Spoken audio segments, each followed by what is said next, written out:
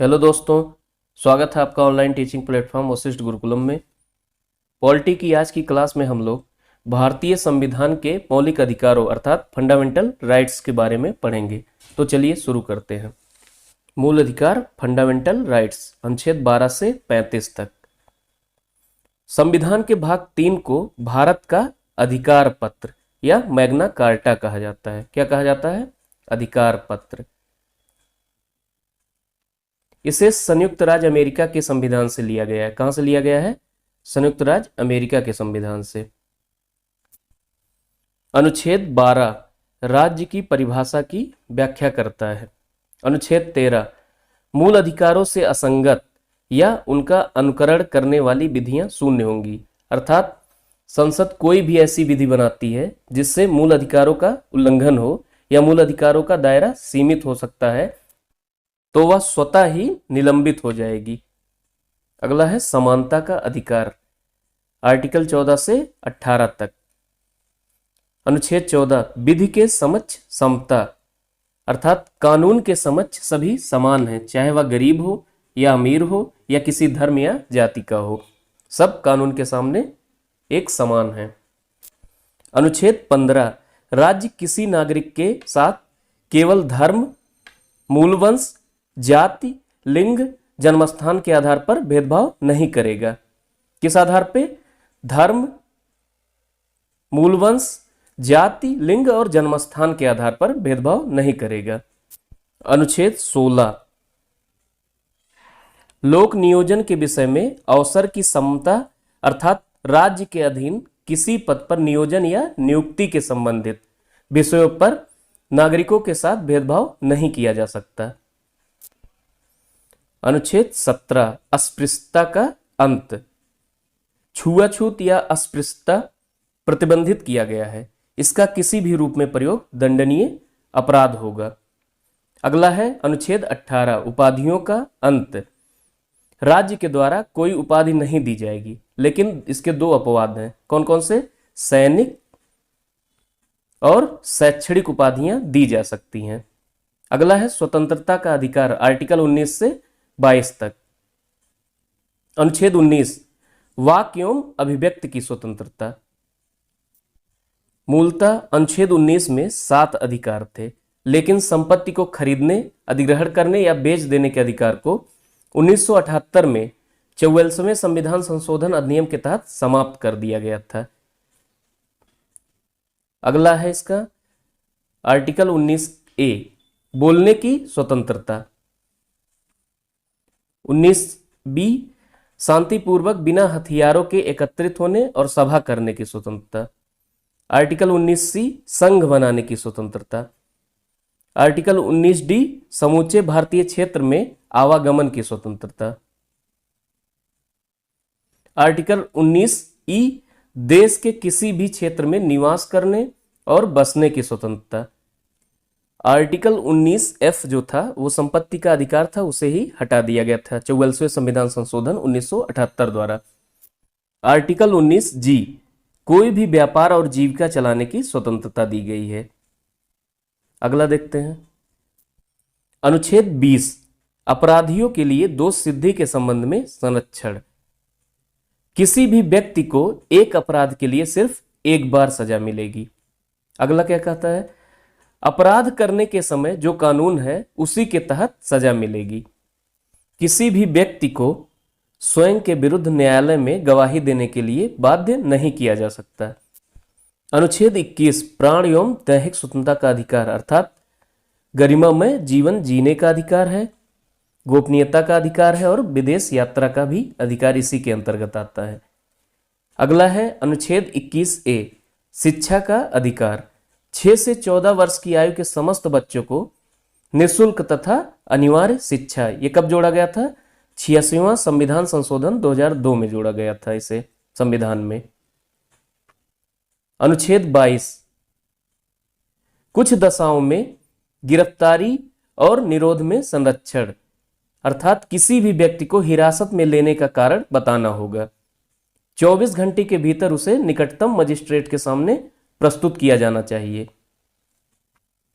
उसे अपने पसंद के वकील से सलाह लेने का अधिकार होगा। अगला है शोषण के विरुद्ध अधिकार, आर्टिकल 23-24। अनुच्छेद 23, मानव के दुर्व्यापार एवं बलात्श्रम का निषेध। इसके द्वारा किसी व्यक्ति की खरीद बिक्री तथा बंधुआ मजदूरी कानूनी अपराध है। अनुच्छेद 24, कारखानों आदि में बालकों के नियोजन का निषेध है।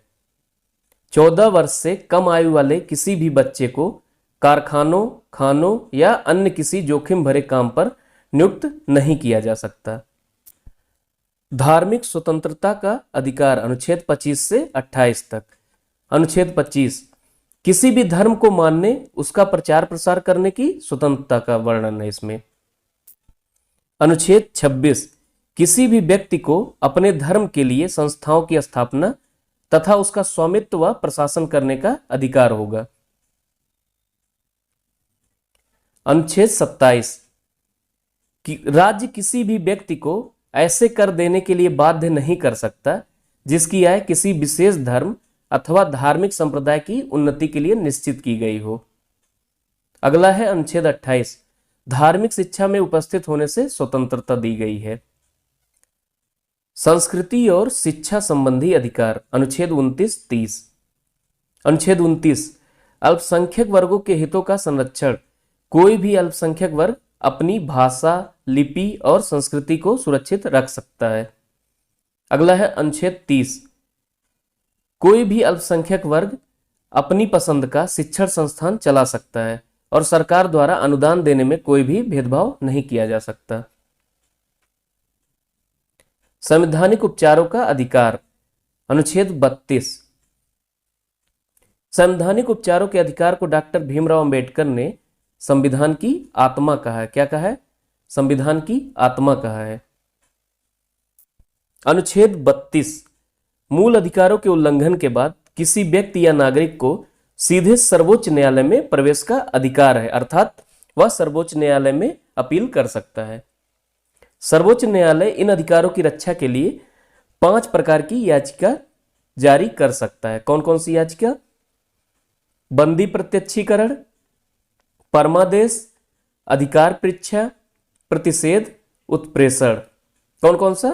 बंदी प्रत्यक्षीकरण, परमादेश, अधिकार परीक्षा, प्रतिषेध और उत्प्रेषण।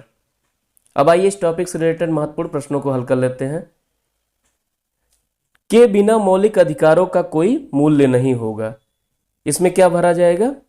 ऑप्शन ए है शोषण के विरुद्ध, ऑप्शन बी है संवैधानिक उपचारों का अधिकार, ऑप्शन सी है स्वतंत्रता का अधिकार, ऑप्शन डी है निजता का अधिकार। तो इसका सही उत्तर होगा ऑप्शन बी, संवैधानिक उपचारों का अधिकार के बिना मौलिक अधिकारों का कोई मूल्य नहीं है। अगला देखते हैं। भारतीय संविधान के अनुच्छेद 25 का संबंध है। ऑप्शन ए है समानता के अधिकार से, ऑप्शन बी है संपत्ति के अधिकार से, ऑप्शन सी है धर्म की स्वतंत्रता से, ऑप्शन डी है अल्पसंख्यकों की सुरक्षा से। तो इसका सही उत्तर होगा ऑप्शन सी, धर्म की स्वतंत्रता से। अगला देखते हैं।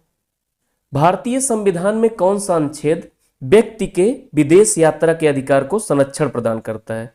ऑप्शन ए है अनुच्छेद 12, ऑप्शन बी है अनुच्छेद 19, ऑप्शन सी है अनुच्छेद 21, ऑप्शन डी है अनुच्छेद 22। तो इसका सही उत्तर होगा ऑप्शन सी, अनुच्छेद 21। अगला देखते हैं। संवैधानिक उपचारों का अधिकार के तहत आता है। ऑप्शन ए है मौलिक अधिकार, ऑप्शन बी है कानूनी अधिकार, ऑप्शन सी है संवैधानिक अधिकार, ऑप्शन डी है प्राकृतिक अधिकार। तो इसका सही उत्तर होगा ऑप्शन ए, मौलिक अधिकार। अगला देखते हैं।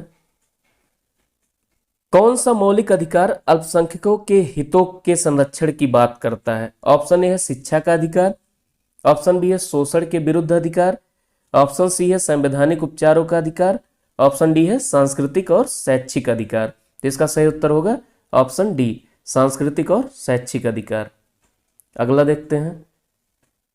संविधान के किस अनुच्छेद के प्रावधानों के अंतर्गत भारत सरकार ने भारत रत्न और पद्मश्री को प्रारंभ किया है? ऑप्शन ए है अनुच्छेद 15, ऑप्शन बी है अनुच्छेद 16, ऑप्शन सी है अनुच्छेद 17, ऑप्शन डी है अनुच्छेद 18। तो इसका सही उत्तर होगा ऑप्शन डी अनुच्छेद 18। अगला देखते हैं, मौलिक अधिकारों को सुनिश्चित करने की जिम्मेदारी निम्नलिखित में से किसको सौंपी गई है? ऑप्शन ए है उच्च न्यायालय को, ऑप्शन बी है उच्चतम न्यायालय को, ऑप्शन सी है सभी न्यायालयों को, ऑप्शन डी है उपयुक्त ए और बी दोनों। तो इसका सही उत्तर होगा ऑप्शन डी, उपयुक्त ए बी दोनों, अर्थात उच्च न्यायालय और उच्चतम न्यायालय दोनों को। अगला देखते हैं, भारतीय संविधान का निम्नलिखित में से कौन सा अनुच्छेद विधिक समता यानी कानून के सामने समानता से संबंधित है? ऑप्शन ए है अनुच्छेद 14, ऑप्शन बी अनुच्छेद 13, ऑप्शन सी अनुच्छेद 17, ऑप्शन डी है अनुच्छेद 26। तो इसका सही उत्तर होगा ऑप्शन ए अनुच्छेद 14। दोस्तों, अगर आप इस चैनल पर नए हैं तो वीडियो को लाइक करें और शेयर करें तथा चैनल को सब्सक्राइब करें। धन्यवाद।